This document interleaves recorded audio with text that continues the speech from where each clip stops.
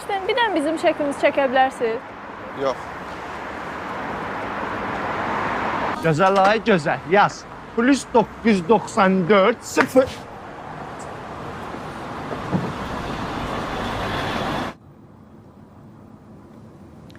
Siz də işə düzəlməyə gəlmisiniz? Yox. Şalvar almışam, balağını kəstirəcəm. Salam. Salam. Çox üzr istəyirəm, vaxtınızı çox almayaq, amma biz hicablı xanımlar işə götürmürük. Niyə? Bu dini ayrı seçkilik deyil, sadəcə şirkətin şərtləri belədir. Bəs bunu hardasa yazardınız da. CV-mi görməmişdiniz. Axı mən evdə körpə uşaq qoyub gəlmişdim. Üzürlü sayın.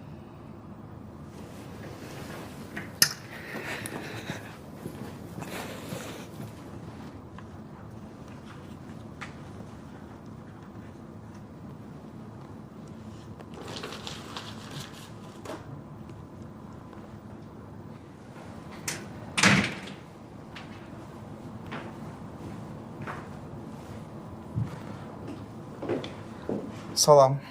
Salam, xoş gəlmisiniz. Mənim bu sahədə işləyən, öz işini bilən çox HR dostum var. Amma sizin isə təzə bir şeysiniz. Ona görə sizə 4 məsləhət verəcəm. 1. Yalan danışmayın.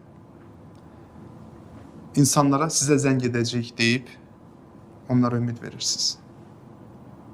Bu iş kimisə son çıxış yolu ola bilər. 2. İstər müsəlman olsun, istər ateist. Kiməsə inancına görə münasibət göstərmək mundarlıqdır. Bir də heç kəsin CV-sini zibil qabına ata bilməzsiniz. Orada onun şəxsi məlumatları var. 3. Siz çalışın bir-birinizlə ailə qurmayın. Çünki sizdən yaranan nəsil təkamül prosesini geri apara bilər. 4. Mən zəng eləməyin.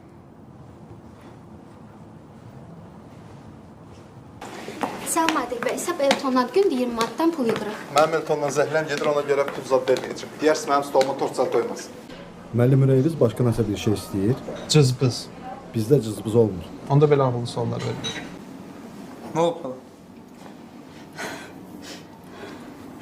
Səhər tezdən yerləri silirdim. Sizin müdürünüz əlində telefon gəldi. Ayağı sürüşdü, az qaldı yıxılsın. Ağzına gələni mənə dedi. 60 yaşım var.